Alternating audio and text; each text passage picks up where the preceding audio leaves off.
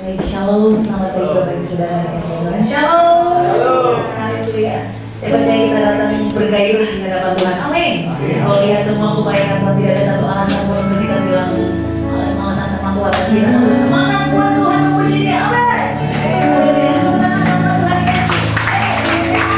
Haleluya. Mari bersama-sama kita berdoa buat Tuhan. Haleluya Tuhan Yesus. Haleluya Tuhan. Dipercaya hari ini kami datang memuji Tuhan yang besar. Dipercaya hari ini kami datang mengeluh-ngeluhkan Raja yang ajaib. Terima kasih buat kehadiran Tuhan Yesus tengah-tengah kami pada hari ini Tuhan. Kami yakin hari ini ada sesuatu yang luar biasa boleh menjamah kami. Percaya hari ini kami akan mengalami kuasa Tuhan. Kami disembuhkan, kami dimerdekakan, kami diberi kemenangan, kami diberi sukacita. Kami percaya semua yang baik kami terima hari ini Tuhan Yesus. Terima kasih Tuhan, terima kasih Bapak. Haleluya. Ku ada sebab anugerah-Mu, ku ada karena kasih-Mu, Tuhan Yesus. Ku berterima kasih.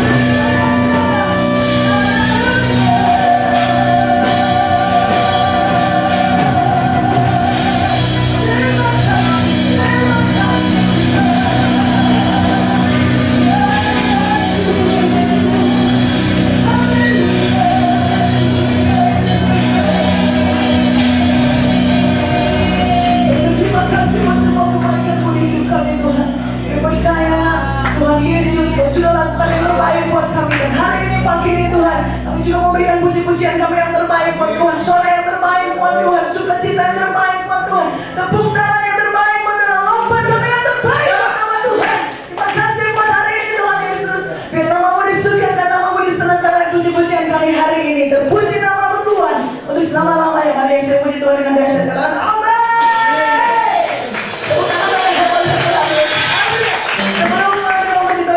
Kaos kanan kiri dulu dong, bilang Tuhan kita sanggup, haleluya. Tuhan kita sanggup. Sanggup. Sanggup. Terima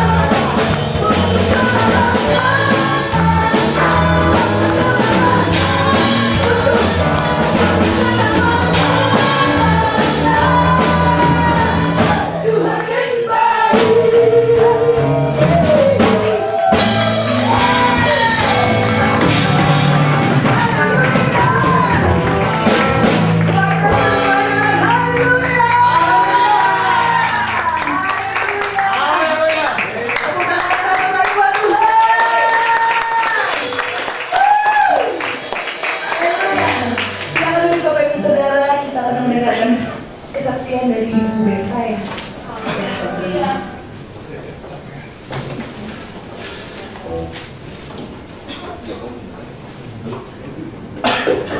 Tuhan Yesus baik. Amin. Shalom Bapak Ibu Saudara.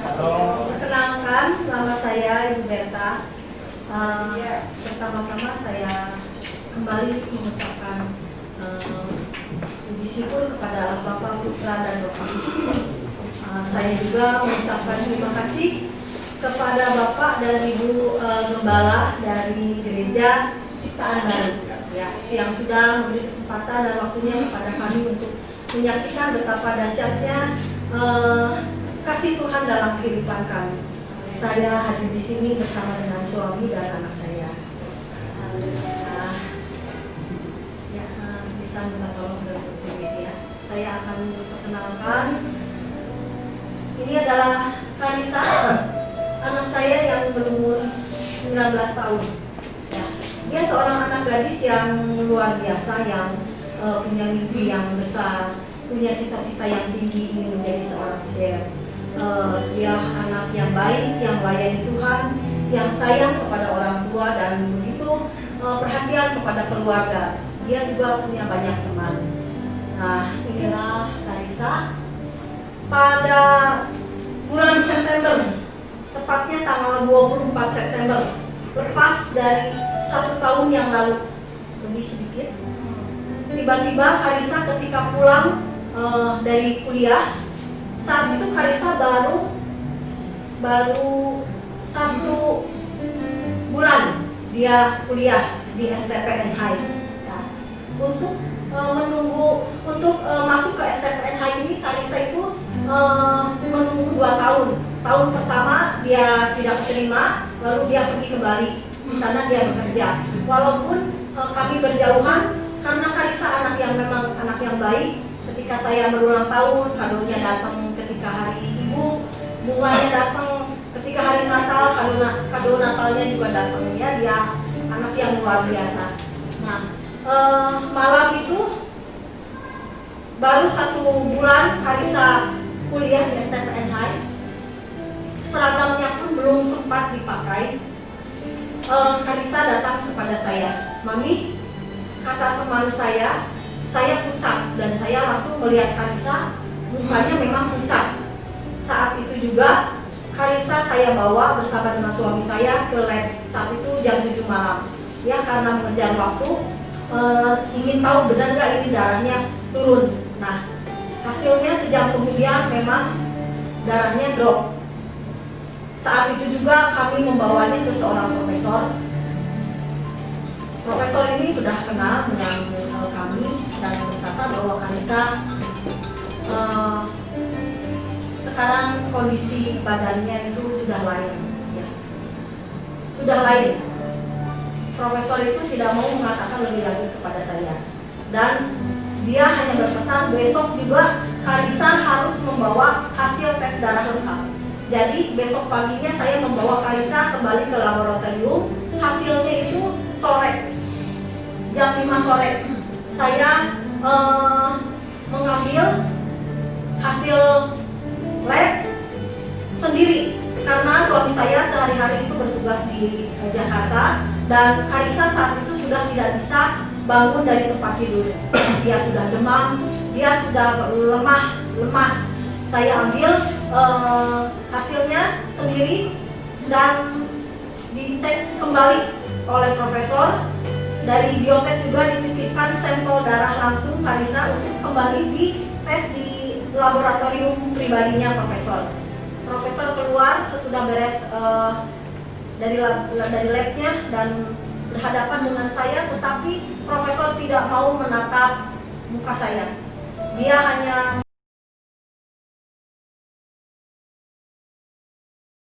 melihat-lihat hasil tes, dan saya tanyakan kepada Profesor, "Prof, bagaimana keadaan Karisa?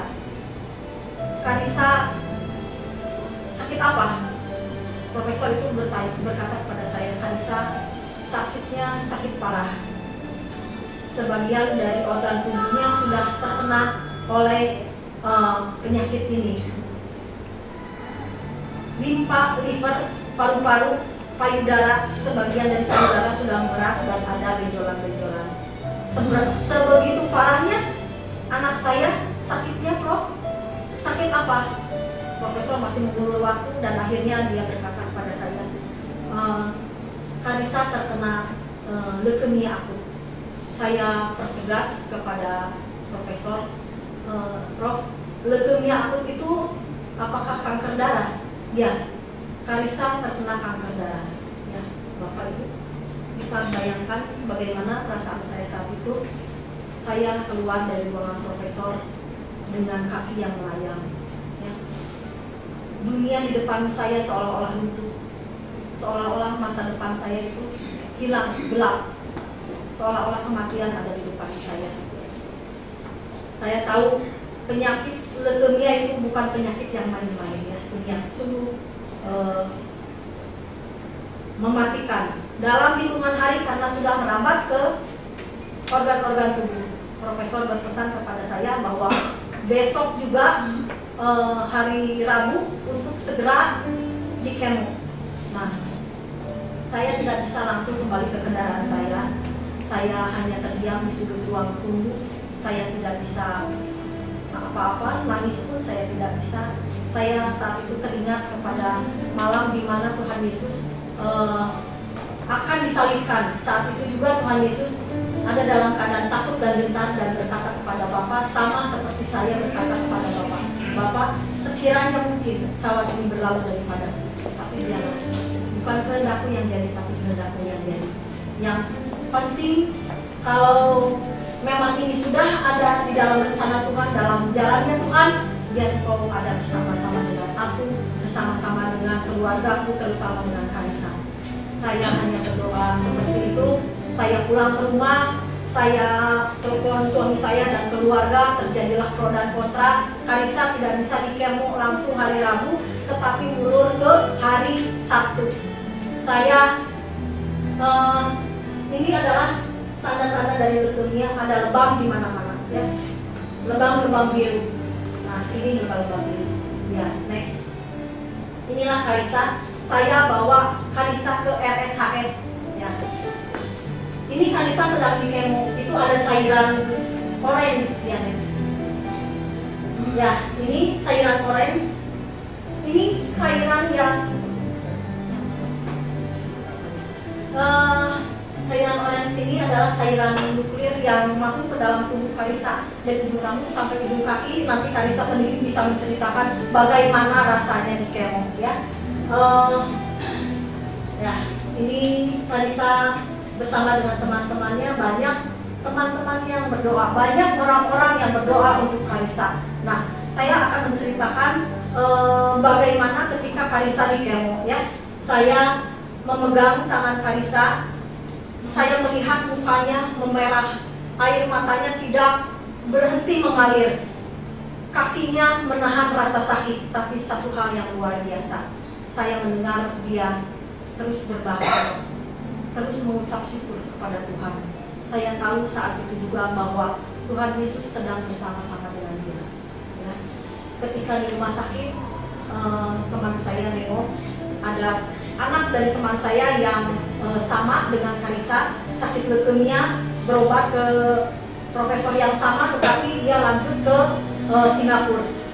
Dia berkata, kamu sediakan uang 3M, jangan ke Singapura, berobatnya ke Penang aja. Karena kalau ke Singapura nggak akan cukup, kamu punya uang berapapun tidak akan cukup. Nah, Bapak Ibu, saya hanya membawa Karissa ke RSHS, ya, ke semua sakit pemerintah. Karena saya yakin dan percaya, iman saya ada pada Tuhan Yesus Kristus. Kemanapun saya membawa Karissa berobat, obat apapun yang masuk ke dalam tubuh Karissa, dokter manapun yang merawat Karissa, asal bersama-sama dengan Yesus, kuasa Yesuslah yang bekerja dalam sakit penyakit Karissa. Nah, ketika Karissa leukemia, yang ada di dalam mulut, bibir, lidah kami semua adalah ucapan syukur. Itu sangat penting. Tandanya apa? Tandanya bahwa kita itu tetap berdamai dengan Tuhan. Saya tidak menyalahkan kepada Tuhan bahwa Tuhan kenapa saya udah pelayanan ini, udah pelayanan itu, tapi anak saya tetap aja sakit gitu ya. Saya nggak berkata seperti itu. Siapakah saya? Saya hanya seorang hamba, saya hanya seorang prajurit ya, yang siap ditugaskan oleh Tuhan. Nah, di dalam sakitnya Karissa juga kami mengadakan perjamuan kudus sampai sehari sampai 3 kali. Itu intinya apa? Intinya cawan kutuk seperti yang tadi ada video ya. Cawan kutuk itu sudah diminum oleh Tuhan Yesus.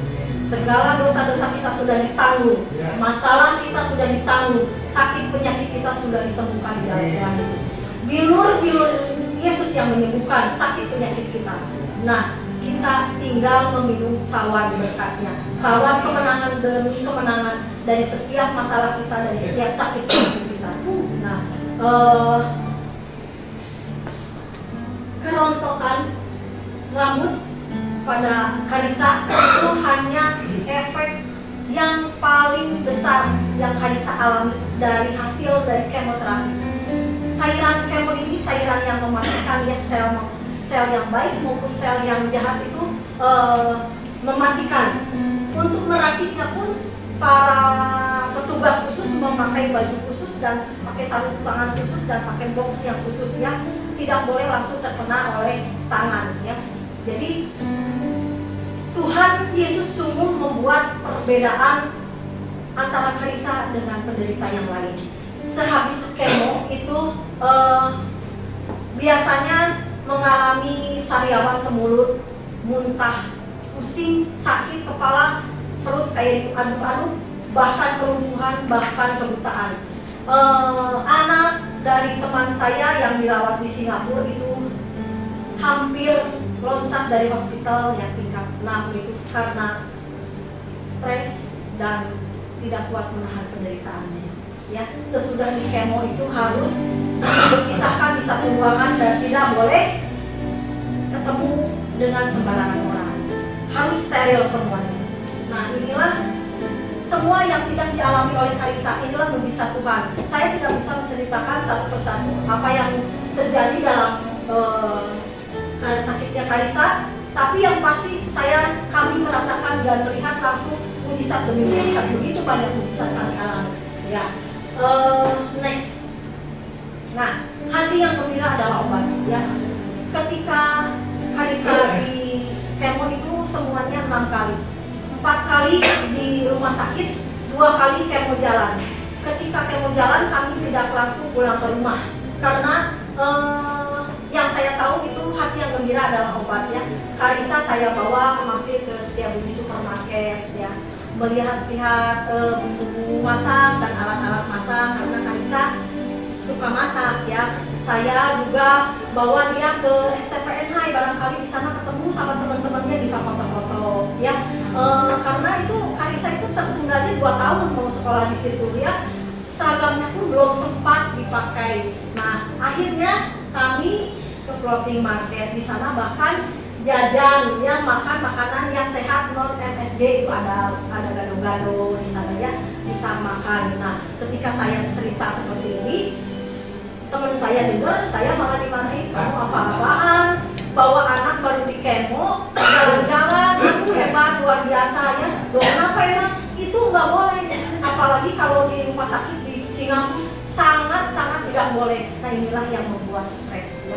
Tapi yang saya tahu saat itu adalah hati yang gembira adalah obatnya. Hukum dunia dengan hukum firman Tuhan itu adalah lain ya. Hukum dunia berkata hemat, bakal kayak hukum rimba ya, siapa yang kuat dia yang berkuasa ya. Tetapi firman Tuhan bilang siapa yang menabur banyak dia akan menuai banyak, ditapak di kiri, ditapak di kanan ya. Jadi hati yang gembira adalah obat, itu yang saya tahu. Dan 1,5 bulan kemudian saya mendapat SMS dari dokter. Nah, oh ya, sekarang saya nyebutnya dokter ya. Kemana profesor? Ya, saya juga baru karena begitu banyak peristiwa keadaan Karissa yang naik turun, saya lupa gitu dirawat oleh siapa gitu. Saya hanya mengandalkan Yesus. Dokter profesor sudah nggak ada ya, sudah dialihkan Karissa. ya mungkin untuk manusia juga sudah tidak sanggup buat menyembuhkan Kalisa ya, sakit penyakitnya Kalisa. Dokter ini dokter perempuan yang baru saya kenal saat itu, yang berpraktek di Elim ternyata ya, dokter yang dipakai Tuhan untuk merawat Kalisa. Dokter ini mengatakan kepada saya bahwa semua obat-obatan yang baru diberi di apotek Seta di stop karena hasil dari pemeriksaan sudah tidak ditemukan lagi. Ini adalah keajaiban Tuhan, ini adalah kuasa Tuhan yang dasar dalam kehidupan kita. Nah, Kalisa sebelum dites ini diambil cairannya di sini, di bor, diambil cairan sumsum tulang belakang.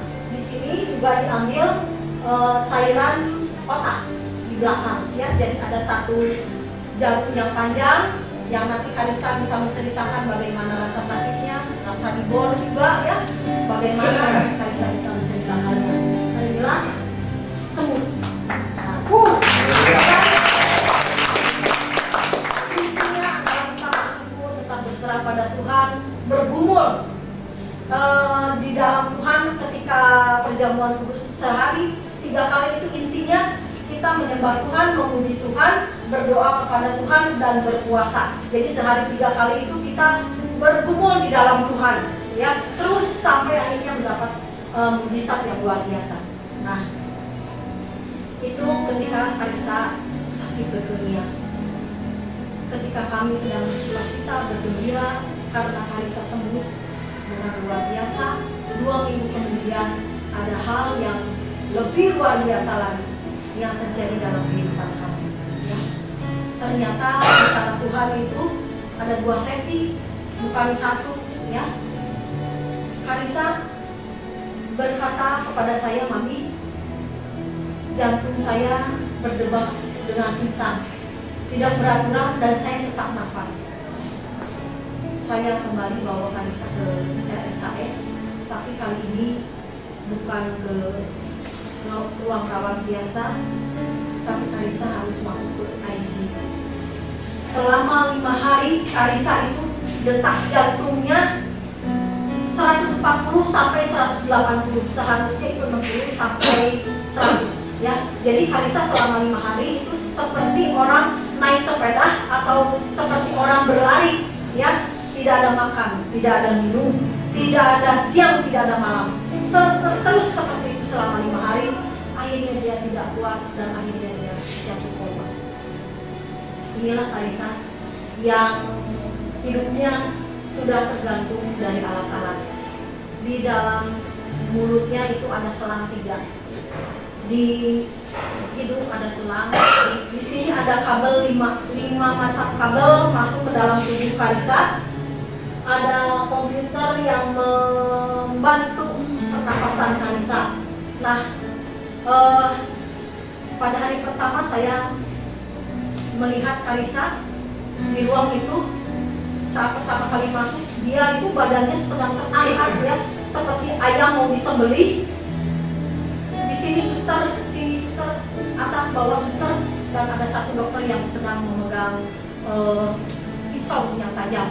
Saya bertanya kepada dokter ketika pertama kali saya dipanggil oleh dokter, dokter itu kenapa Kalisa, kenapa anak saya sampai ngangkat-ngangkat gitu badannya? Nah, Bu, saya perlu tanda tangan Ibu, cepat tanda tangan karena saya menunggu kesulitan untuk memasukkan bantuan pernapasan selang nafas ke mulut Kalisa. Jadi saya harus memotong tenggorokannya Kalisa. Kalau melalui mulut itu sudah tidak ke mulut katanya. Dokter, saya nggak peduli apapun yang mau dokter bikin, saya mau tanda tangan, yang penting anak saya hidup. Nah, saya tanda tangan 2 kali dan saya kembali diusir keluar. Disitulah iman saya mulai goyah. Disitulah iman saya jatuh. Selama 4 hari saya tidak bisa mengucap syukur. Saya hanya bisa pasrah dan berserah kepada Tuhan, dan saya tidak mau menengok Kalisa selama 4 hari. Nah, Kalisa ini saya terakhir menengok ke ICU, saya pegang tangannya, saya berkata, Dek, adek kan udah pernah bilang sama mami waktu kemarin dulu kemiak maksudnya ya. Mami gak usah takut, adek gak akan mati. Tuhan juga udah bilang, adek mau diapain, mau sakit apa, adek gak akan mati. Mami gak usah takut. Tapi Dek, adek sekarang kemana? Adek sekarang gimana? Adek lagi apa? Dek, ayo jawab mami Dek. Tidak ada reaksi, tidak ada balasan, tidak ada apa-apa. Ya, sejak saat itu iman saya jatuh selama 4 hari. Ya. Tetapi Tuhan begitu menguatkan saya, Roh Kudus mengingatkan saya, dan saya berkata sekalipun aku berada di lembah kekelaman, aku tidak takut bahaya, karena gadamu dan topangmu itulah yang menghibur aku. Nah, seiring kembali iman saya pulih, pengharapan saya pulih, di hari yang ke-7 itu Karissa bangun. Nah, inilah Karissa mulai makan, mulai minum, ya, bisa mulai berdiri, mulai belajar berdiri, ya, belajar berjalan, dan akhirnya saya kembali dikejutkan oleh pernyataan dokter. Saya tidak akan memberi obat-obatan. Silakan Karissa pulang karena Karissa sudah sembuh. Nah, puji Tuhan. Inilah pertolongan Tuhan dalam kehidupan kami. Iman dibentuk bukan ketika kita ada dalam keadaan nyaman, tapi ketika kita ada dalam keadaan hidup susah, hidup yang penderitaan. Disitulah iman kita dibentuk supaya kita menjadi kuat. Pengharapan kepada Tuhan juga dibentuk bukan ketika saat kita berada di dalam satu kepastian, ya, tetapi ketika ada di dalam kebingungan, di dalam banyaknya pilihan, itu harapan kita tetap harus kepada Tuhan. Ketika Karissa leukemia, keadaan itu, kondisi dia itu naik turun, tetapi kita harus menjaga iman kita tetap ada di atas. Ya, kami diizinkan Tuhan masuk ke dalam tungku api kebakaran, tetapi kami tidak terbakar. Kami diizinkan Tuhan juga untuk mengarungi badai samudra, tetapi kami tidak tenggelam. Itulah hal-hal yang luar biasa. Ada satu yang mau saya ceritain, ya, satu aja lagi. Ketika sehabis kemo, seseorang yang baru habis kemo itu harus meminum atau harus memakan banyak protein, banyak gizi, karena semuanya sudah hancur dalam tubuhnya. Ya, nah saat itulah dimana para penderita itu tidak bisa masuk makanan karena keadaan yang sangat menyakitkan tadi. Ya, tetapi saya heran ketika Karissa makan sup ikan itu air dan rasanya sangat tidak enak. Dia sekali makan bisa 3 mangkuk. Saya heran, ya, saya sampai bikin sepanci besoknya. Ya, saya kaget, wah hebat, luar biasa Karissa ya. Oh, makan yang banyak ya, dia makan yang banyak ya, makan. Nah, setelah beberapa minggu kemudian, 1 bulan, Karissa dikasih 1 mangkuk, tapi cuma habis 2 sendok. Dia bilang bahwa mami nggak mau air, bau gak enak. Nah, Karissa, kenapa kemarin ini kamu kok makannya banyak, sekarang nggak habis gitu, cuma 2 sendok aja. Disitulah saya tahu, itulah Tuhan bekerja. Ya, Tuhan ternyata mencabut rasa dalam lidah Karissa. Karissa itu seorang chef, ya, dia bisa tahu, misalnya dia makan apa gitu, misalnya makan lemper gitu, di dalam lemper itu ada apa, bumbu-bumbunya dia tahu gitu. Nah, masa Karissa nggak tahu waktu makan itu, ya? Nah, itulah pekerjaan Tuhan, ya, bahwa Tuhan mencabut rasanya dihilangkan, ditawarkan oleh Tuhan, ya, luar biasa. Nah, saya akan panggilkan Karissa. Jangan mengharapkan sosok yang kurus krempeng, ya, karena ini pemeliharaan Tuhan. Masih 1 tahun yang lalu belum pernah diminum, ya, silakan. Saya Karissa, umur saya sudah 13 tahun. Pada September 2013 kemarin, dokter menfonis saya kalau saya terkena leukemia akut atau kanker darah. Waktu itu saya sedih banget, saya nangis semalaman karena apa yang baru saya mulai tiba-tiba harus terhenti saat itu. Tapi saat itu saya memutuskan untuk sendiri dan berdoa, dan saya menyerahkan setiap apa yang bakal terjadi di depan sana. Sampai Tuhan bilang jangan takut, percaya aja. Beberapa hari kemudian saya harus masuk rumah sakit untuk menjalani rangkaian kemoterapi. Rasanya waktu di kemo itu sakit banget, kayak ada jarum di seluruh tubuh saya nusuk-nusuk. Tapi di saat kesakitan itu saya ingat satu ayat, kalau Tuhan adalah kekuatanku, sehingga Tuhan memampukan saya melewati setiap proses medis yang ada. Hari-hari saya jalani dengan sukacita dan mengucap syukur kepada Tuhan, karena ketika saya berada di dalam keadaan yang buruk, saya jadi bisa lebih melihat hal-hal yang baik terjadi dalam kehidupan saya. Tuhan begitu memperlihatkan perbedaan saya dengan pasien-pasien kanker lainnya.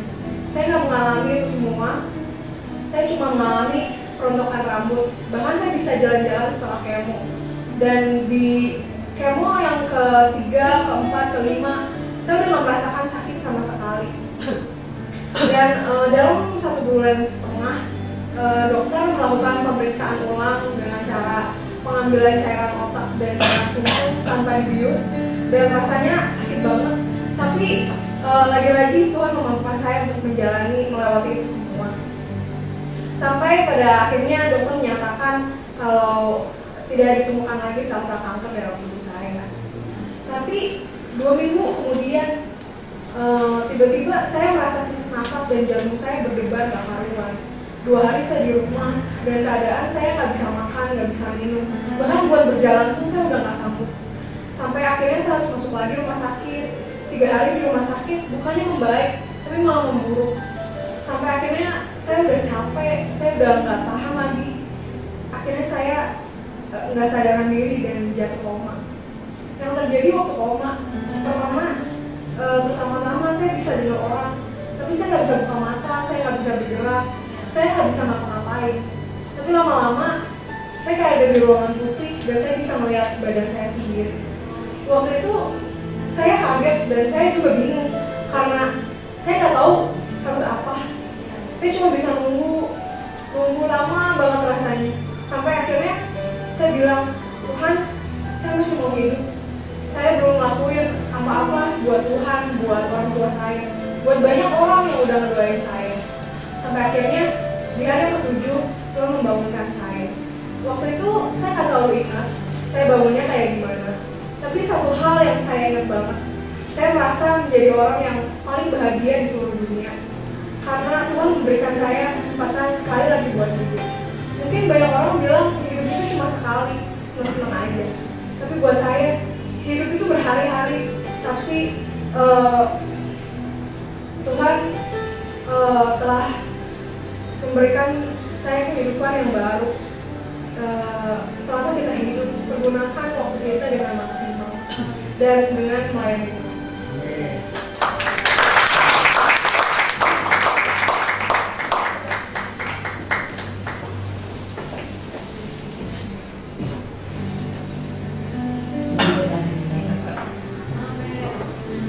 Diri bersama-sama.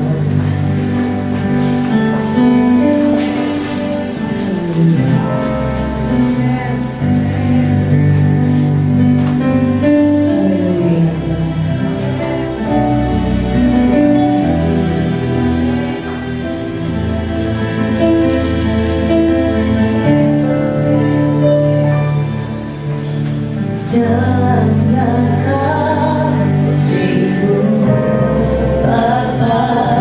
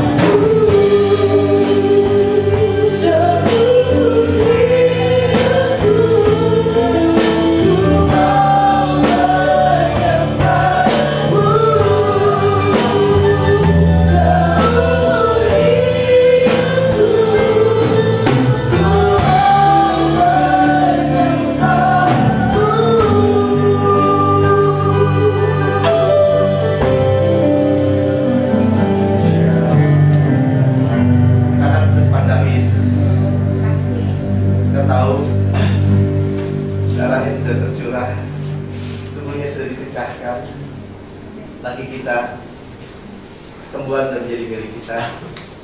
Saudara bilang, saya sudah sembuh karena ada kesembuhan, umur panjang Tuhan berikan dari kita dengan kenyang, karena kita tahu. Saudara, waktu saya persiapkan perjamuan kudus, Tuhan taruh untuk kita baca Mazmur 91 supaya kita tahu bahwa Tuhan tidak merencanakan yang jahat buat kita. Tuhan tidak merencanakan penyakit, dosa, kutuk, bahwa hukum Taurat itu membuat manusia di bawah persoalan. Tetapi kita sekarang di bawah kasih karunia, amin. Ya, kita di bawah perlindungan Tuhan yang kuat. Kita baca sama-sama, kita bisa mundurin. Terus semua kita bagi diri kita. Satu kita udah tahu bahwa ini perlindungan Tuhan di tempat yang maha tinggi dan di dalam lindungan yang maha kuasa. Mazmur 90 katakan bahwa manusia 70, perempuan 80, kebanggaannya terderita di bawah hukum Taurat. Mazmur 1 kita duduk dengan maha tinggi. Amin. Dengan panjang umur kekenyangan dia akan memperlihatkan keselamatan dan Yesus. Dan kita tahu firman Tuhan katakan rohku tinggal dalam manusia sampai 20 tahun. Amin. Kita punya Roh Kudus, amin. Saudara yang tentukan, karena umur berapa? Dengan kenyang. Amin. Kita baca sama-sama. 3, 4 orang yang duduk dalam lindungan yang maha tinggi dan bermalam dalam naungan yang maha kuasa akan berkata kepada Tuhan, tempat perlindunganku dan kubu pertahananku, Allahku yang kupercayai. Sungguh Dialah yang akan melepaskan kau dari jerat petaka buruk dan dari penyakit sampah yang busuk. Dengan tepatnya Dia melindungiku, di bawah sayapnya aku akan berlindung. Kesetiaannya adalah perisai dan pagar tembok aku, ya. Aku tidak usah takut terhadap kejahatan malam, terhadap panah yang terbang di waktu siang, terhadap penyakit sampah yang berjalan di dalam gelap, terhadap penyakit menular yang mengamuk di waktu petang. Walau 1000 rebah di sisiku dan 10.000 di sebelah kananku, tetapi itu tidak akan menimpaku. Aku hanya menontonnya dengan mataku sendiri, melihat pembalasan terhadap orang fasik. Sebab Tuhan ialah tempat perlindunganku, yang maha tinggi telah membuat tempat perlindunganku. Malapetaka tidak akan menimpa aku, dan ulah tidak akan mendekat kepada kemahku. Sebab malaikat-malaikat yang akan diperintahkan kepadaku untuk menjaga aku di sepanjang jalanku. Mereka akan menatap kau di atas tangannya, supaya kakiku jangan terantuk kepada batu. Singa dan ular gedung akan kulangkahi. Aku akan menginjak anak singa dan ular naga. Sungguh apinya melekat kepadaku. Maka aku akan meluputkannya. Aku akan membentenginya, sebab ia mengenal namaku. Bila ia berseru padaku, aku akan menjawab. Aku akan menyertainya dalam kesesatan. Aku akan meluputkannya dan memuliakannya. Dengan panjang umur kemuliaan dia akan kuperlihatkan kepadanya selamat daripada. Amin. Mari kita angkat roti kita. Pada malam Tuhan diserahkan, Dia mengambil roti dan bagikan pada murid-muridnya. Saudara, inilah Tuhan katakan, perbuatlah ini sebagai peringatan anak-anakku. Waktu Yesus mati, kita hidup, ya, kita bisa hidup kekal. Waktu Yesus mati, musuh-musuh kita dibinasakan. Mari kita angkat kita. Inilah tubuhku, kata Tuhan. Perbuatlah ini menjadi peringatan anak-anakku. Kita makan di dalam nama Tuhan Yesus.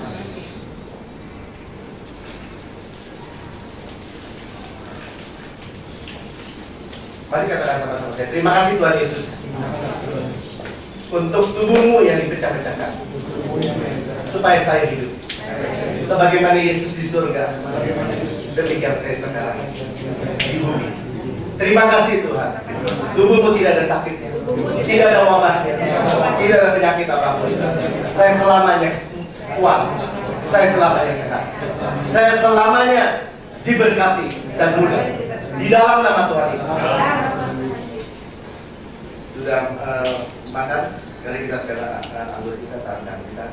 Dia berkata ialah perjanjian baru, new covenant, perjanjian baru yang dimeteraikan oleh darah.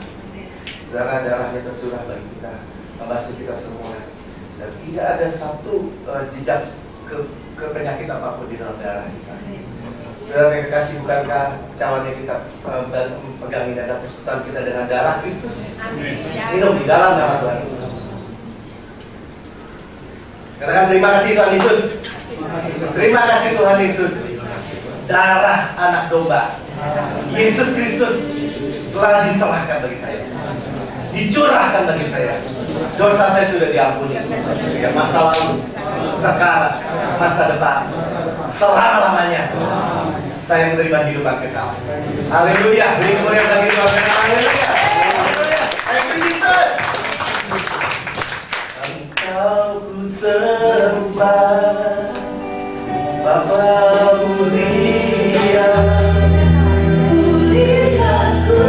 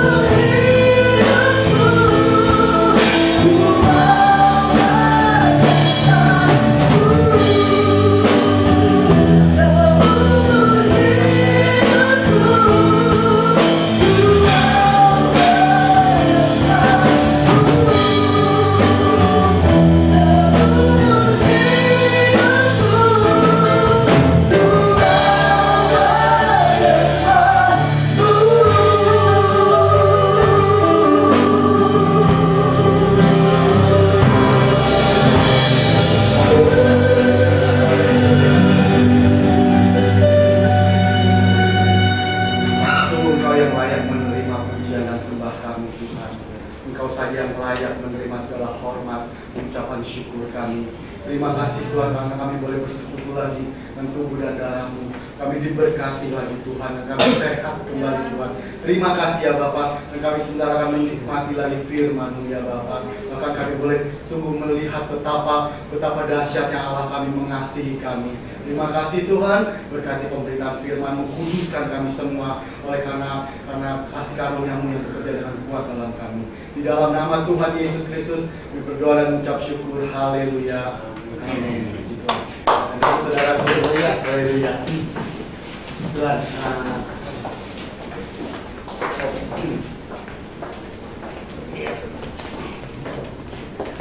boleh dibuka bahannya apa? Jadi Tuhan, terima kasih Ibu, terima kasih Kalisa untuk kesaksiannya yang sangat memberkati dan benar-benar sangat meninggikan Tuhan dan membuktikan bahwa Allah kita sungguh ada dan sangat memberkati dan menginginkan kebaikan bagi saya, saudaraku. Baik, siang hari ini saya ingin membawa kita merenungkan lagi topik menjadi ciptaan yang baru.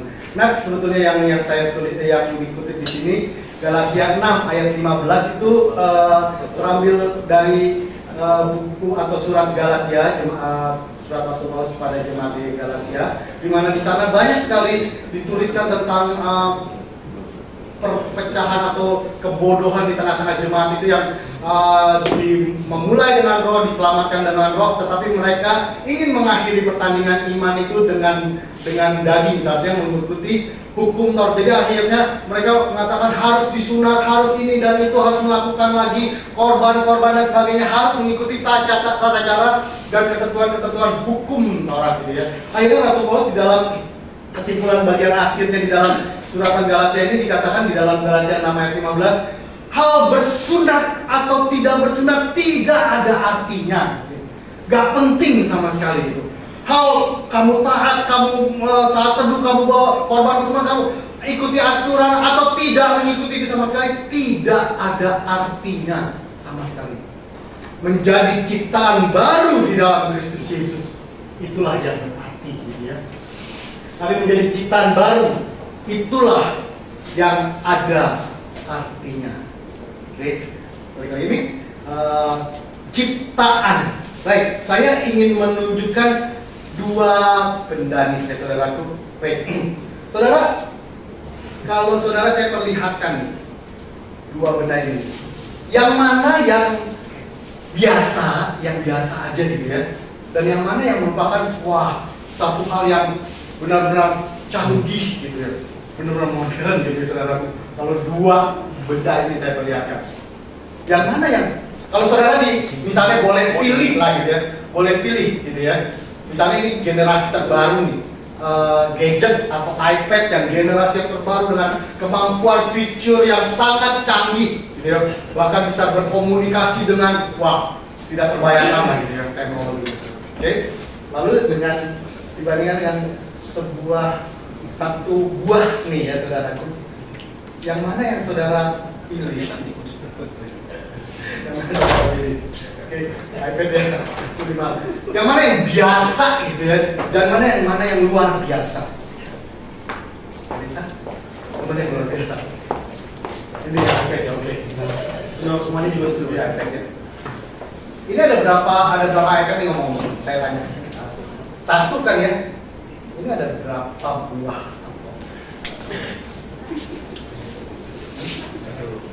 Siapa? Banyak. Siapa yang setuju satu? Siapa yang setuju satu? Namanya siapa dulu? Martin. Martin bilang banyak. Banyak.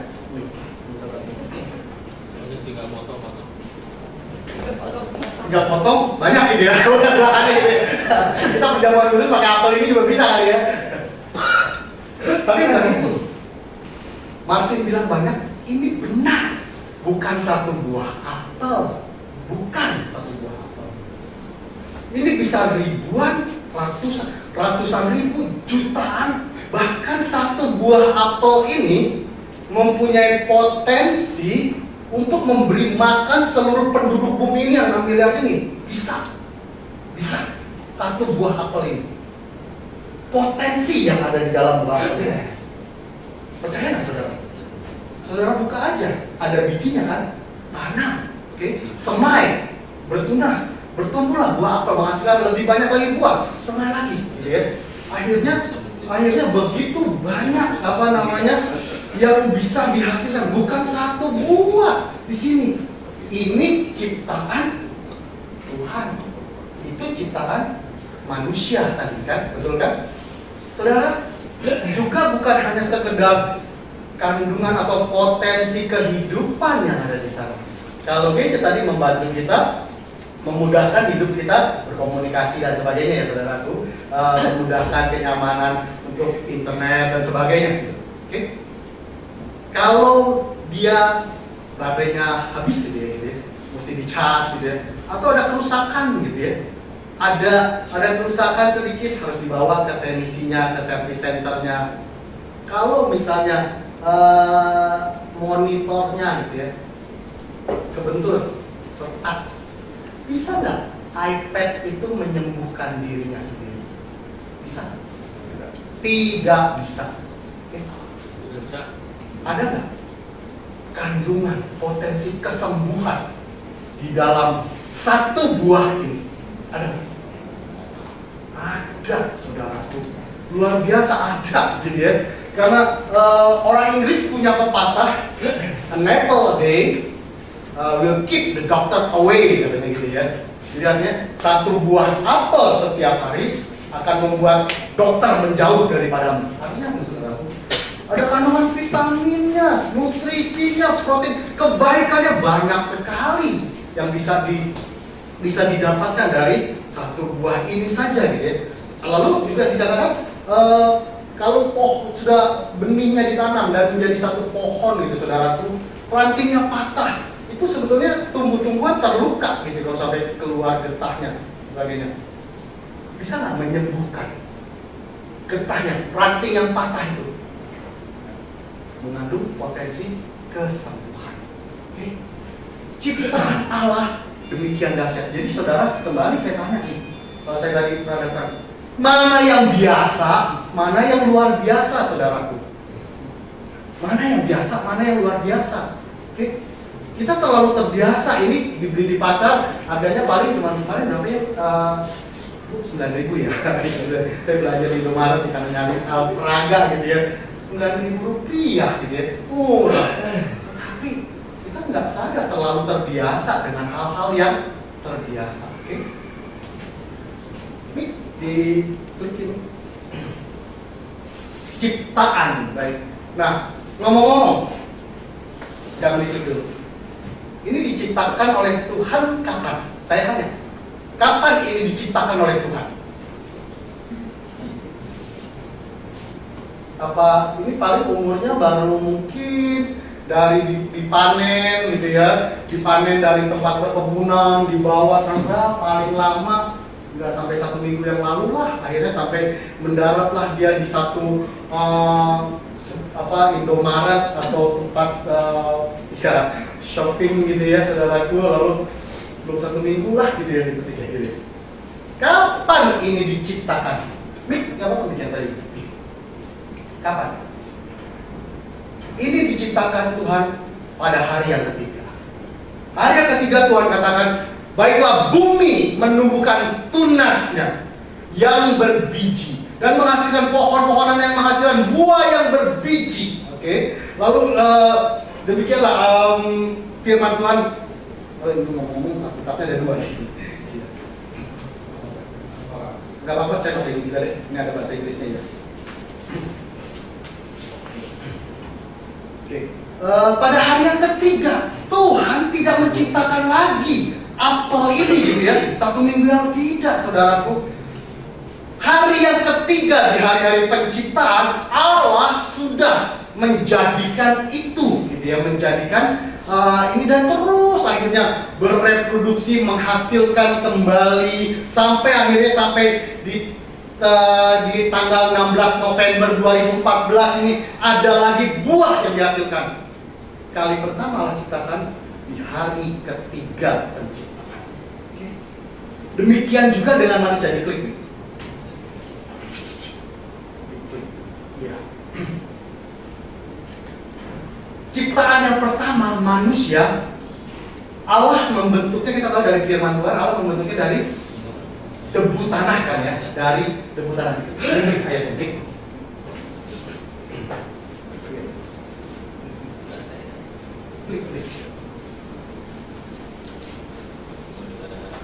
Tetapi ada kabut yang naik ke atas bumi, tanah membasahi seluruh permukaan bumi ke tanah itu. Ketika itulah Tuhan Allah membentuk manusia dari debu tanah dan mengembuskan napas hidup ke dalam hidungnya. Demikianlah manusia menjadi makhluk yang hidup. Pak Luki dijadikan Tuhan kapan, Pak Luki? Hari ke-6.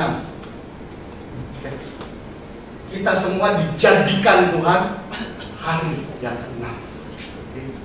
Bukan, saya lahir tahun 1964 gitu ya, tanggal 28 Desember.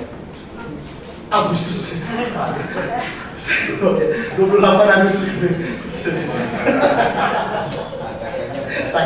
Saking serunya gitu ya, 28 Agustus 1964 mungkin. Tapi mungkin prosesnya gitu ya, ayah dan ibu saya nggak tahu kapan, mungkin 10 bulan sebelumnya kali ya. Waktu itu tidak, saudara. Tuhan menjadikan manusia seperti yang sama dengan apa itu di hari ke-6. Oke. Nah, waktu itu kan waktu manusia diciptakan dengan potensinya kan ya. Oke, diklik lagi nih, diklik lagi. Oke. Pada waktu Allah menciptakan manusia, beda dengan ciptaan yang lain. Allah harus mengambil debu tanah, oke, dan membentuknya menjadi rupa dan gambarnya, dan Allah hembuskan napas hidup menjadi makhluk yang hidup. Nah, pertanyaannya nih, klik nih kan, diklik nih. Klik yang berikutnya. Oke, klik lagi satu kali. Kualitas manusia ciptaan Allah itu. Gimana nih ngomong gitu, kita coba merenungkan sejenak nih. Manusia yang Allah ciptakan itu, ya, gimana kualitasnya? Apa penyakitan gitu ya? Apa stres gitu? Yang pertama ya gitu kayak gini. Yang pertama adalah penuh dengan potensi kehidupan. Oke?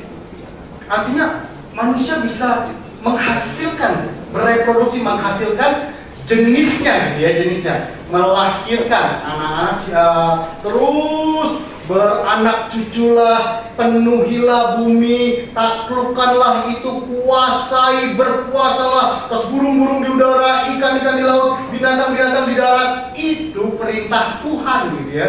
Jadi artinya ada potensi itu gitu pada manusia. Baik. Dan manusia yang diciptakan Allah penyakitan. Ada penyakitnya, ada hal-hal yang membuat manusia itu gelisah kan, dengan keadaan yang tidak nyaman, tentang keseimbangan tubuhnya.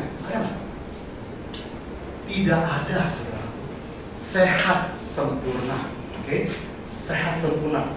Dan manusia yang diciptakan oleh Allah itu mempunyai kecerdasan yang luar biasa sekali, saudaraku. Kalau kita baca di dalam Alkitab, bahkan manusia itu memberikan nama kepada seluruh hewan di muka bumi. Pada waktu Adam diciptakan, ya saudaraku, ada stafnya nggak sih? Ada karyawan yang ada pekerja yang bekerja di Taman Firdaus. Tidak ada Adam sendiri, gitu ya. Jangan bayangkan gitu Taman Firdaus hanya seluas seperti gedung atau taman di gedung Sate Dago, gitu ya. Jangan segitu, saudaraku. Luas sekali, gitu. Dan manusia dengan kecerdasan yang demikian, baik kecerdasan akal budi, kecerdasan hati nurani, kecerdasan rohani, gitu saudaraku. Manusia, klik aja deh. Oke. Tidak memiliki kesadaran akan dosa, oke. Tidak memiliki rasa bersalah, tidak memiliki kesadaran akan, tidak tahu apa itu penghukuman, penghakiman, tidak kenal rasa sakit, oke. Saudaraku, tadi kesaksian Ibu dan Mama Karisa dan Karisa tadi luar biasa sekali, saudaraku. Dan itu menunjukkan bahwa Allah sendiri yang sebetulnya kesembuhan itu terjadi karena tubuh jasmani Karisa sendiri itu menghasilkan kebaikan, kesembuhan itu, gitu ya, saudaraku. Saya kutip nih, ada seorang pakar ilmu kedokteran dari Jepang, ya, yang melakukan penelitian terhadap enzim, terhadap mikroba, enzim. Sebetulnya tubuh kita bisa berfungsi dengan baik, gitu saudaraku, karena ada hormon yang dihasilkan oleh enzim itu, gitu ya. Dan dia melakukan penelitian. Profesor Jepang ini bernama Hiromi Shinya, ya, saudara. Profesor Hiromi Shinya itu dia menulis begini, saudaraku. Tubuh itu memiliki kemampuan kesembuhan yang luar biasa. Dan ini statementnya yang mencengangkan. Hanya tubuh yang dapat menyembuhkan dirinya sendiri. Dokter hanya menciptakan ruang bagi proses penyembuhan tersebut. Betapa benarnya dari kesaksian Karisa tadi, saudaraku. Tubuh kita mengandung potensi yang ketika Allah menciptakan Adam, gitu saudaraku, tidak ada sakit sama sekali, tidak ada penyakit, tidak ada virus, tidak ada hal-hal yang mengganggu mekanisme atau metabolisme tubuh biologis kita ini, tidak ada sama sekali. Dan mengandung potensi kesembuhan seperti apa ini, mengandung kebaikan yang luar biasa sekali. Bahkan ilmu kedokteran modern sekarang menemukan rahasia itu. Sebetulnya setiap pasien, ya, itu sebetulnya tubuhnya sendiri yang akhirnya menemukan enzim-enzimnya, lalu metabolismenya menjadi baik gitu saudara. Maka dikatakan oleh firman Allah, hati yang gembira adalah obat yang manjur, seperti yang disaksikan tadi. Itu benar, karena membuat tubuh itu menjadi rileks dan nyaman. Habis kemoterapi, kita jalan-jalan ke wet market, makan gado-gado dan sebagainya. Itu membuat segala sesuatunya baik-baik saja gitu ya. Tubuh yang membuat bisa menyembuhkan diri. Ilmu kedokteran, obat-obatan, penemuan-penemuan, fasilitas-fasilitas medis yang canggih-canggih yang mari kita lihat jadi saudaraku. Itu baru rumah sakit Hasan Sadikin gitu ya. Belum yang di rumah sakit yang di Pineng, di Malaka atau di Mount Elizabeth yang terkenal itu saudaraku, yang sebetulnya itu lebih mengisap darah gitu ya daripada memberi kesembuhan, karena biayanya memang yang luar biasa mengerikan gitu saudaraku. Itu hanya menciptakan ruang dikatakan supaya tubuh itu akhirnya bisa menyembuhkan diri sendiri. Maka orang-orang yang katakan yang tadi ibu saksikan tadi ya, bahwa wah dia marah gitu kalau di Singapura habis kemoterapi harus istirahat total, harus di ruang isolasi, harus diinkubasi dan sebagainya. Itu semua adalah hikmat manusia saudara. Bukan itu yang menyembuhkan. Kesembuhan itu tetap dari apa yang Tuhan sudah desain, Tuhan sudah rancang. Manusia tidak pernah mengenal kesedihan, kepahitan. Ketika Adam diciptakan pertama kali, pernah Adam galau karena merasa dirinya jomblo gitu. Pernah saudara? Nggak pernah. Tiap hari berfellowship dengan Tuhan, dengan binatang-binatang. Adam berbicara, bercengkerama. Kita ya. Dan luar biasa, ada rasa marah, ada rasa kecewa gitu. Nah, apa sih aku cuma sendirian? Manusia yang diciptakan Allah tidak mengenal perkara-perkara ini. Kecerdasan yang sempurna. Artinya keseimbangan yang begitu luar biasa. Saya ingin saudara merenungkan dan menyadari hal ini baik-baik, saudara.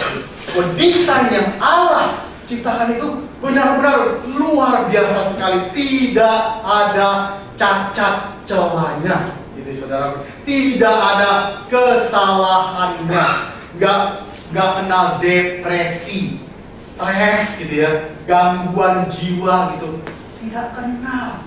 Yang ada pengucapan syukur, jalan di sore hari bersama-sama dengan Bapa di surga. Allah menciptakan supaya manusia berfellowship, begitu ya saudaraku. Baik. Diklik lagi nih.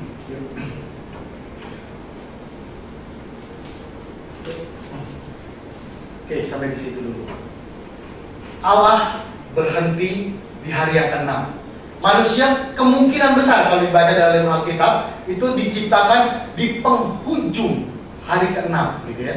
Setelah hari ke-6, Allah tidak melakukan penciptaan lagi. Allah masuk ke tempat perhentian gitu ya, beristirahat. Beristirahat bukan artinya Allah kelelahan gitu saudaraku. Padahal aduh capek gitu atau kehabisan gagasan. Bukan. Karena sudah lengkap, sudah sempurna, sudah berjalan dengan, maka Allah bilang sungguh semuanya sangat baik. Dan Allah berkati. Allah katakan penuhilah bumi, buat bumi yang diciptakan ini semarak, buatlah bumi ini menceritakan kemuliaanku gitu saudaraku. Allah berkati luar biasa ya. Allah persiapkan sedemikian rupa. Nah, Allah tidak pernah lakukan pekerjaan penciptaan lagi sejak hari ke-6 itu, karena Allah sudah masuk ke hari perhentian ya. Kali terakhir saya bicara tentang masalah, saya bicara tentang hari perhentian itu ya saudaraku. Nah, tapi Allah ketika manusia jatuh ke dalam dosa, meninggalkan kedudukan yang begitu tinggi sebagai anak Allah, ya, lalu ingin mengetahui hal yang baik dan yang Allah katakan jangan kamu makan. Pada hari kamu memakannya kamu akan mati, ya saudaraku. Pada waktu itu juga rusaklah segala ciptaan Allah. Yang rusak bukan hanya manusia, ya saudaraku. Terkutuklah tanah, semak dan duri akan dihasilkan, karena dengan berpeluh engkau akan mencari sesuap nasi. Saudaraku, dan begitu terus kita tahu kalau kita baca di dalam kitab Kejadian dan seterusnya, manusia kecenderungan hatinya akhirnya ingin melawan Allah, memberontak, ingin meninggikan, ingin mencari Allah, tetapi dengan caranya sendiri, membangun menara Babel. Akhirnya Allah sudah rancang sedemikian rupa di dalam hubungan laki-laki dan perempuan yang begitu indah itu Allah berkati, tetapi manusia ingin lakukan dengan sesama jenis dan sebagainya. Itu di zaman Nuh sampai begitu gross ini saudaraku, begitu kecenderungan hatinya begitu jahat dan rusak benar. Firman Allah katakan, sungguh sudah rusak benar. Tapi apakah pertanyaannya? Apakah Allah kuat campakan ciptaannya ini yang Allah bentuk dengan tangannya sendiri? Allah ambil dari debu tanah. Allah tidak buang, saudara. Allah tidak campakan. Allah jadikan kembali. Allah jadikan baru. Allah ciptakan kembali. Di sini yang kita membicara tentang ciptaan baru itu. Ya, klik. Ada berapa ayat yang di sini? Ciptaan baru. Jadi Allah lakukan satu kali lagi karya penciptaan. Setelah 6 hari penciptaan itu, gitu saudaraku, Allah berhenti dari segala pekerjaannya. Artinya Allah tidak pernah ciptakan lagi pohon apel, Allah tidak pernah ciptakan lagi jerapah, Allah tidak pernah ciptakan lagi manusia, Allah tidak pernah ciptakan lagi langit, bulan, bintang dan sebagainya. Kalau manusia atau NASA dan sebagainya, ketemu planet baru, galaksi baru, itu sudah ada, gitu saudaraku. Bukan penemuan baru, bukan planet atau benda-benda langit yang baru, bukan. Allah sudah jadikan itu, gitu ya. Dan itu terus berjalan dengan begitu seimbang dan baiknya, gitu saudaraku. Tetapi keseimbangannya itu rusak karena manusia tata keseimbangan alam, tata surya dan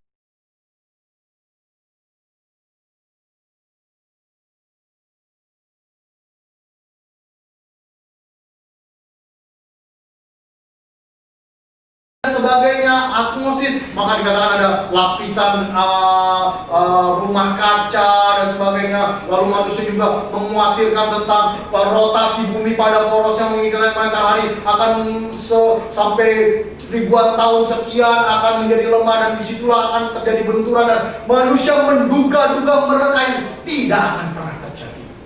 Tetapi itu rusak keseimbangannya karena manusia. Dan Allah melakukan pekerjaan pemulihan itu, pemberesan itu melalui manusia juga, gitu saudaraku. Manusia diciptakan kembali, dan hanya satu saja karya penciptaan lagi yang Allah lakukan, yaitu melakukan penciptaan baru, ya, penebusan, karya penebusan Kristus di kayu salib. Klik Mika ayatnya. 2 Korintus 5 ayat 17. Jadi siapa yang di dalam Kristus, ia adalah ciptaan baru, yang lama sudah berlalu, sesungguhnya yang baru sudah datang. Iya.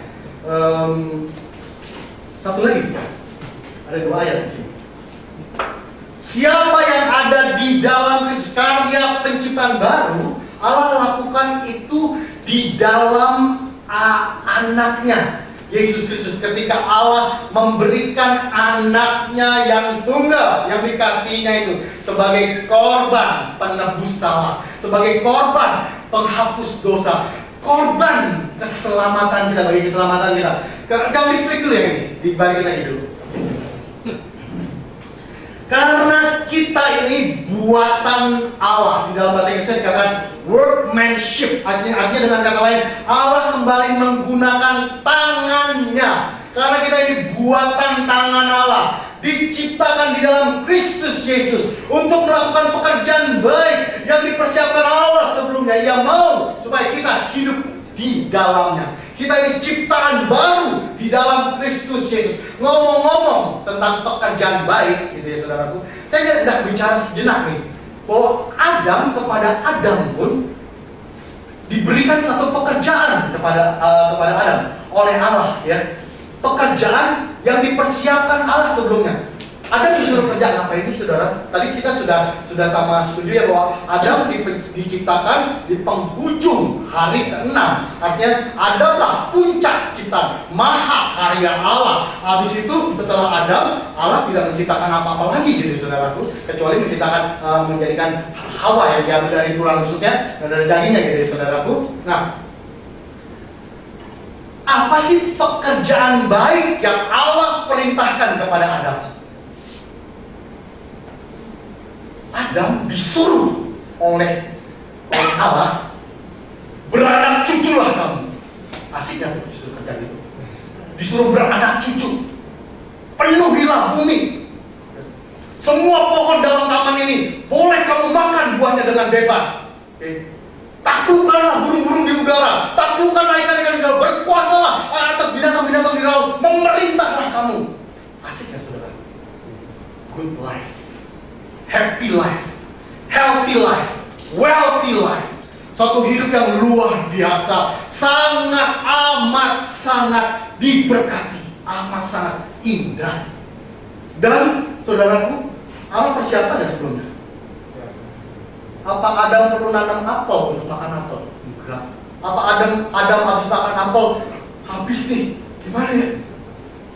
Adam buang biji dia, muncul lagi pohon apel. Besoknya dia makan apel lagi. Mau makan durian, mau makan apa saudaraku? Durian ngomong katanya waktu sebelum Adam dalam dosa bulat ya, di semangka ya. Kayak gitu saudaraku. Iya, ingin makan durian gitu ya, makan. Lalu Adam harus berpikir takut gitu ya. Waktu itu belum boleh makan binatang ya saudaraku ya. Adam disuruh makan dengan bebas. Lalu Adam disiapkan teman hidup, bayangin. Pacarnya disiapin. Disuruh kerja, kerjaannya suruh pacaran. Asiknya saudara. Itu pekerjaan baik yang Allah persiapkan sebelumnya. Dan semuanya di dalam rencana Allah, di dalam tatanan yang Allah sendiri persiapkan sebelumnya. Dan Allah bilang, Adam hidup kamu di dalamnya. Itu ciptaan pertama saudaraku. Saudara bisa bayangkan ciptaan yang baru. Saya mau ajak saudara merenungkan dan tarik betapa dahsyatnya karya penciptaan Allah di dalam Kristus Yesus gitu ya saudaraku. Penciptaan baru yang potensinya, yang kalau kita bilang lihat tadi dari Adam, itu sedemikian luar biasa. Good life, happy life, joyful life gitu saudaraku. Satu hidup yang senang, yang powerful life, memberkati gitu.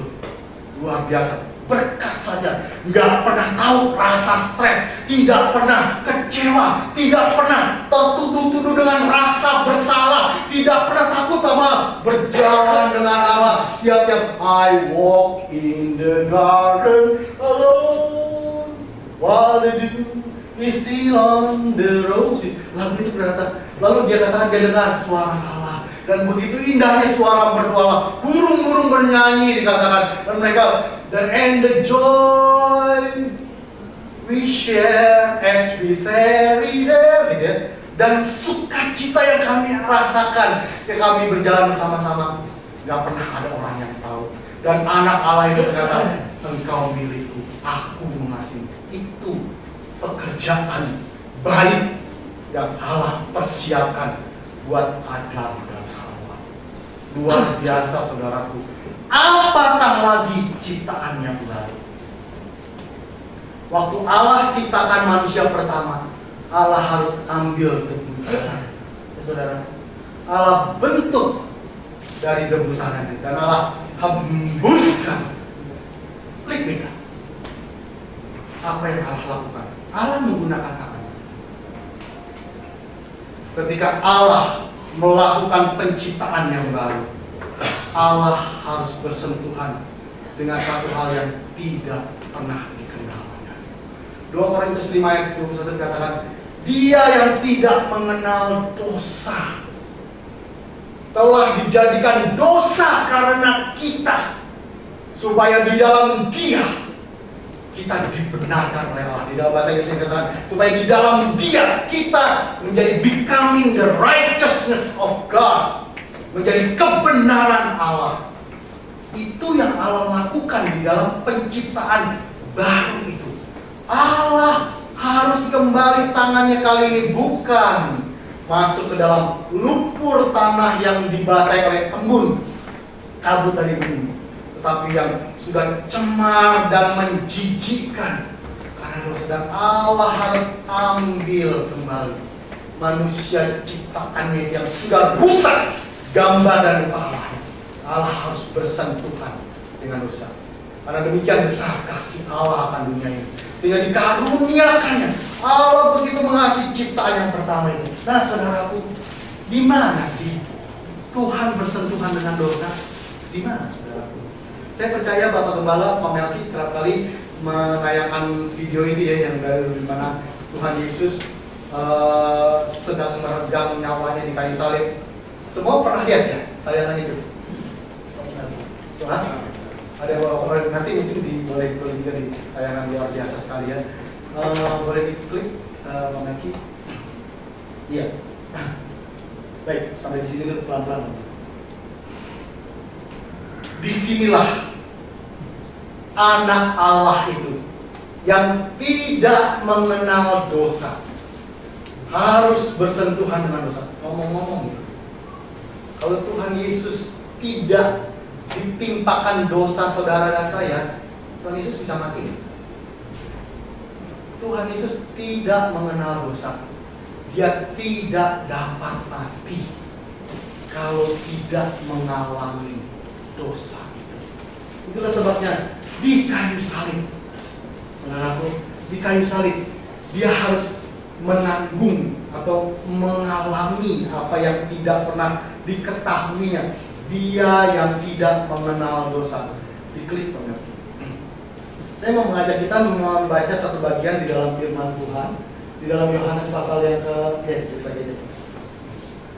Oke. Saya sengaja ambil di dalam bahasa Inggrisnya. Yohanes pasal yang ke-12. Mungkin ada baiknya saudara boleh buka juga di dalam Alkitab saudara, ayat ke-27 sampai dengan 33. Di sini adalah Yohanes 12.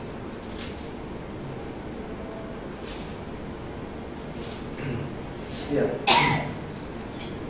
Bagaimana perikop ini berkisah ketika Tuhan sedang menghadapi eksekusi atau babak-babak di mana fase-fase di dalam perjalanan pelayanan hidupnya di muka bumi ini, di mana dia harus menggenapi, artinya menyelesaikan pekerjaan yang disuruh oleh Bapaknya. Dikatakan, sekarang jiwaku terharu. Apakah yang harus kukatakan? Bapa, selamatkan aku dari saat ini. Artinya saudaraku, dari ayat ini kita bisa menyimak ya saudaraku, betapa sesatnya. Ibu tadi bercerita ketika keadaan yang begitu menyeramkan, begitu kalau iman itu runtuh gitu ya, seolah-olah nggak berfungsi sama sekali, nggak bisa mengucap syukur, tinggal pasrah aja. Ini keadaan yang Tuhan alami waktu itu. Dikatakan jiwa sangat sesat gitu saudaraku. Bapak selamatkan aku. Tapi Tuhan tahu, dikatakan tidak, sebab untuk saat inilah aku datang gitu ya, untuk saat ini. Maka Tuhan berkata, Bapa, muliakanlah namamu. Maka terdengarlah suara dari sorga, aku telah memuliakannya dan aku akan memuliakannya kembali. Tuhan tahu misinya. Tuhan Yesus, anak Allah itu tahu apa yang harus diselesaikannya, perintah Bapaknya, apa yang diberikan oleh Bapaknya untuk dilakukannya. Jadi saudaraku, maka dikatakan, Bapa lakukan, Bapa muliakan namamu. Lalu segera jawaban dari Bapa, aku telah memuliakannya dan aku akan memuliakannya lagi. Orang banyak pendengarnya saudaraku, mereka mendengar suara yang dapat dimengerti, audible voice of God gitu ya, yang dapat dipahami menurut bahasa Ibrani pada waktu itu. Mereka paham, tetapi ada orang-orang yang tetap mengatakan itu suara guntur, ada malaikat yang bicara kepadanya. Manusia dengan keadaan yang sudah jatuh selalu mencoba mencegah demikian gitu saudaraku. Lalu dikatakan ayat ke-30, Mik dibuka di dalam slide-nya aja, Mik. Suara itu terdengar bukan karena aku, melainkan oleh karena kamu. Ayat 31. Sekarang berlangsung penghakiman akan dunia ini. Sekarang juga penguasa dunia ini akan dilemparkan ke dunia. Dan aku, apabila aku ditinggikan dari bumi, aku akan menarik semua. Di dalam bahasa Indonesia kita ada kata orang datang kepadaku. Ini dikatakannya untuk menyatakan bagaimana caranya ia akan mati. Di dalam berbagai terjemahan bahasa di dalam teks aslinya, kata orang itu tidak ada, saudaraku. Itu ditambahkan sebagai satu kayak kemudahan aja untuk memperjelas gitu. Tetapi ada banyak gitu, saudaraku, seperti kata depan, kata artikel dan sebagainya menurut tata bahasa gitu ya. Di dalam King James yang menerjemahkan, yang menyaring bahasa itu cukup jujur untuk mengatakan bahwa kata ini tidak ada di dalam bahasa aslinya. Itu ditambahkan untuk kejelasan saja gitu ya. I will draw all unto me. Bisa di skip gitu saudaraku. I will draw, karena Tuhan di sini sedang berbicara apa? And I believe kita. Ketika waktu aku ditinggikan di atas bumi ini, apabila aku ditinggikan dari bumi ini, artinya tergantung di antara langit dan bumi, aku akan menarik semua kepadaku sekarang. Lalu kita tahu di bawahnya dikatakan hal ini dikatakan bagaimana caranya ia akan mati, ya saudaraku. Hal ini diceritakannya bagaimana proses kematiannya. Saudaraku, kitab Yesaya menuliskan bahwa Yesaya 52 demikian buruk rupanya, tidak seperti manusia lagi, gitu saudaraku. Demikian rusak, hancur mukanya. Saudara, tadi kita lihat saja ya, pada waktu Karissa menunjukkan gambar-gambar slide-nya, di kemoterapi saja rambut sudah rontok, saudaraku, ya kan? Rambut sudah rontok dan rusak. Lalu juga diceritakan orang-orang lain, apalagi sampai dengan mual, pecah-pecah. Apalagi kalau kena penyakit yang lain. Saudara pernah lihat orang yang kena kusta, yang begitu rusak tubuhnya, kena penyakit AIDS yang tinggal tulang dan berbungkus kulit saja, gitu saudaraku. Dan berbagai hal penyakit. Saudara bisa bayangkan, kalau seluruh penyakit itu ditimpakan di tubuh anak domba Allah, bagaimana keadaan? Sesungguhnya apa yang digambarkan di film The Passion of the Christ gitu ya, itu tidak ada seujung kukunya dari apa yang sebenarnya terjadi, gitu saudaraku. Klik nih. Aku akan menarik semua kepadaku. Pada waktu itu Tuhan sedang berbicara tentang kematiannya. Tuhan sedang berbicara tentang dosa. Aku akan menarik semua dosa, kejahatan. Tuhan bicara tentang apa? Saat ini penghukuman sudah berlaku. Segala penghakiman. Klik lagi nih. Segala penghukuman, murka Allah. Ketika Allah melihat segala dosa seisi dunia ini yang melampau dari sejak abad purbakala, bahkan ketika dimulailah sejarah manusia sampai dengan saat Tuhan, sampai dengan masa depan, ketika seluruh dosa itu ditimpakan, Allah murka. Hanya di saat itu Tuhan Yesus memanggil Allah Bapanya. Hanya kali itu Dia memanggil dengan kata, Allahku, Allahku, mengapa engkau meninggalkanku?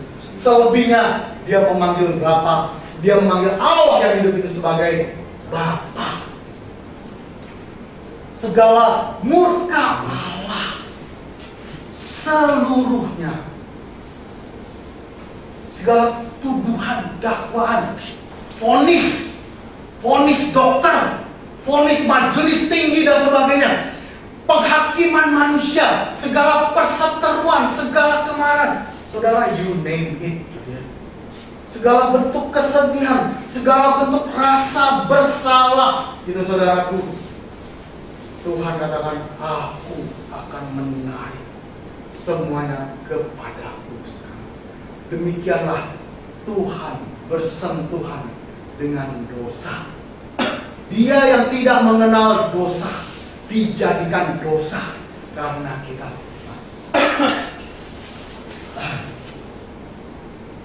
Saudaraku, kita percaya di sini, siapa yang percaya bahwa di dalam Kristus dosa kita semuanya sudah dihapus? Wah, semuanya akan mati. Ya. Semua dosa kita yang masa lalu, dari sejak masa zaman jahiliyah kita gitu, hari ini, besok, selama-lamanya sudah dihapus. Oke. Tapi pertanyaannya, apakah kita hidup dengan tanpa kesadaran akan dosa?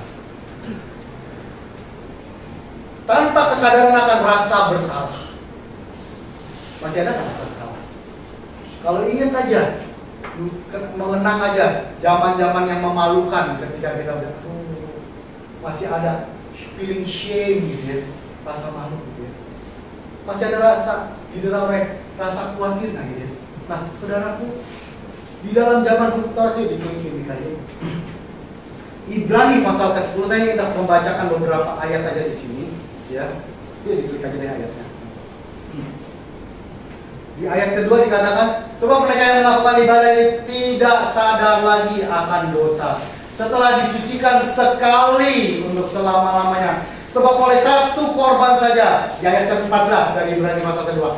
Ayat kedua ngomong-ngomong itu bicara tentang sebelumnya, tentang korban-korban bakaran, korban penebus salah yang menurut tata cara ketentuan hukum Taurat harus dilakukan oleh imam-imam, oleh imam besar setahun sekali, yang harus dilakukan oleh orang Yahudi. Kalau mereka bersalah harus melakukan itu.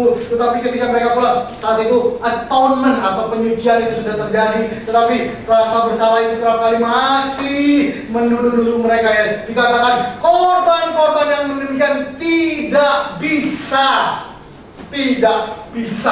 menghapuskan dari kesadaran akan rasa bersalah itu. Sebab kalau itu bisa, maka nggak perlu dilakukan lagi, gitu kan ya.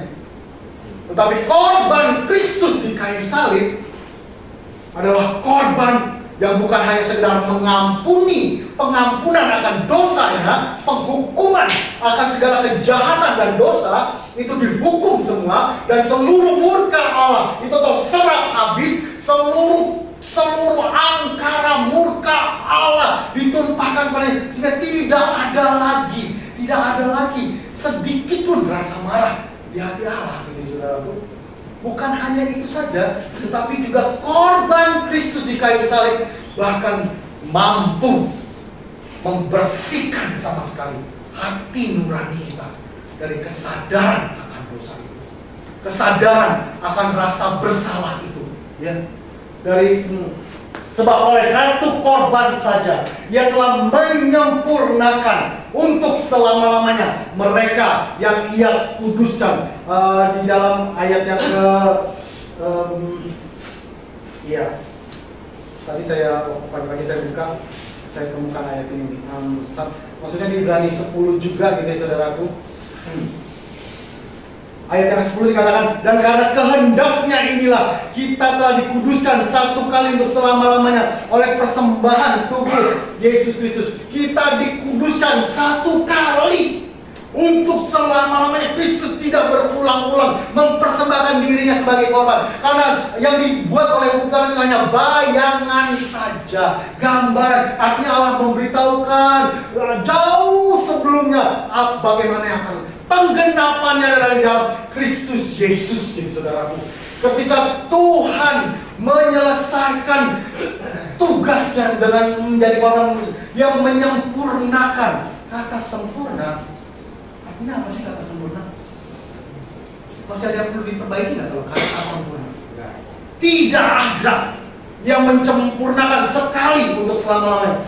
Oleh karena hati kita telah dibersihkan dari hati nurani yang jahat, dan tubuh kita telah dibasuh dengan air yang murni. Nah, saudaraku, hati kita dibersihkan dari hati nurani yang jahat. Hati nurani yang jahat itu bukan melulu ingin berbuat jahat, saudaraku. Hati yang terus negatif terhadap diri sendiri, yang tidak berani, yang tidak mau percaya akan kebaikan yang Tuhan sudah kerjakan, itu kesadaran yang jahat. Ya. Segala hal-hal yang kekhawatiran, kekecewaan, kepahitan, kemarahan, saudara sebutkanlah dari hati nurani yang demikian. Korban Kristus di kayu salib sanggup menyucikan kita sama sekali dan menjadikan kita sempurna, dibersihkan, dan tubuh kita dikatakan dibasuh oleh air yang murni. Nah, kalau sudah dibasuh oleh air yang murni, ada lagi nggak penyakit? Masih ada atau tidak kesakitan? Ya. Anu, ketombe, wah mestinya. Ya. Saudara, harusnya kembali seperti ciptaan semula itu, gitu ya, saudaraku. Klik nih. Ibrani 10 menceritakan bahwa korban Kristus itu sempurna sekali, menyelesaikan segala macam dosa dan kejahatan kita, tetapi juga hati nurani kita seluruhnya dipulihkan. Tadi yang seperti saya ceritakan di ciptaan mula-mula tentang Adam itu yang tidak punya rasa kesadaran tentang dosa. Demikianlah kita baca, sekarang tidak ada penghukuman bagi mereka yang ada di dalam Kristus Yesus. Kalau firman Allah katakan, kalau Tuhan sendiri yang declare, kenapa kita masih terus tertuduh-tuduh, terdampak dengan pikiran kita sendiri?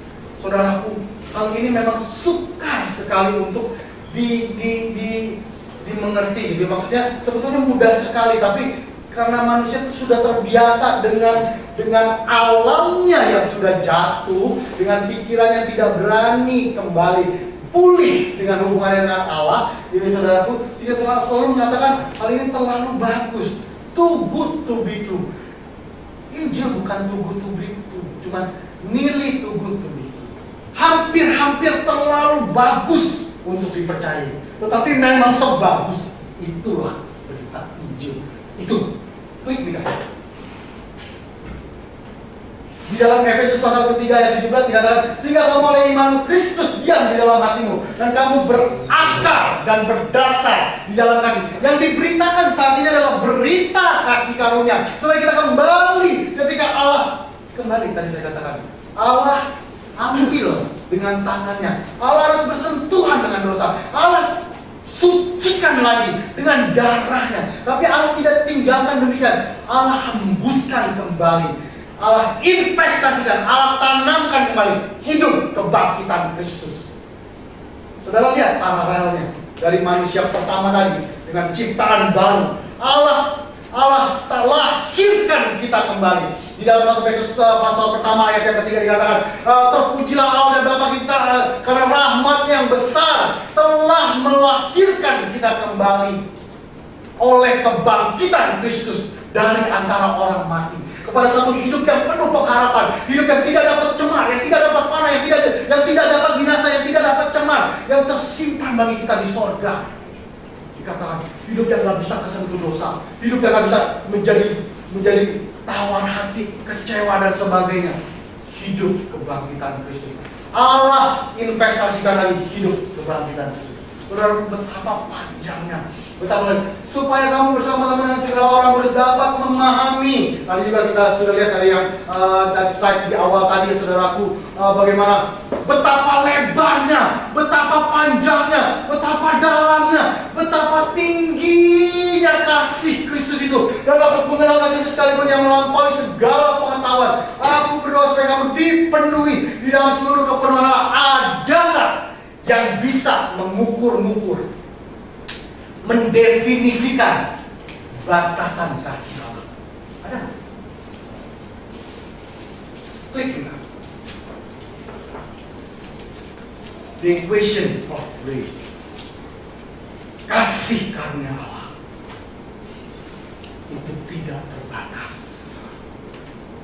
Jangan cepat-cepat nikah. Balik dulu sebentar. Kan tunggu mereka. Ya. Tidak terbatas, tidak terhingga. Ketika kita dulu yang pernah lulus SD gitu ya, kita pernah lulus SD, atau SMP lah gitu ya, matematika kalau bilang tidak terhingga gitu ya, tidak terhingga lapangannya S terbalik gitu ya, bener ya gue ya, bener ya. S terbalik seperti itu ya, klik deh. Jika pelan-pelan nih ya, jangan cepet-cepet ya. Karena eng-engnya di sini nih gitu. Ya. Tidak terhingga. Oke, dia klik lagi nih. Oke, klik sana. Unlimited. Ya. Tidak terbatas. Nah, saudara, kalau waktu kita di dalam pelajaran matematika itu, yuk diklik dulu. Kalau ada tidak terhingga, lalu diklik lagi.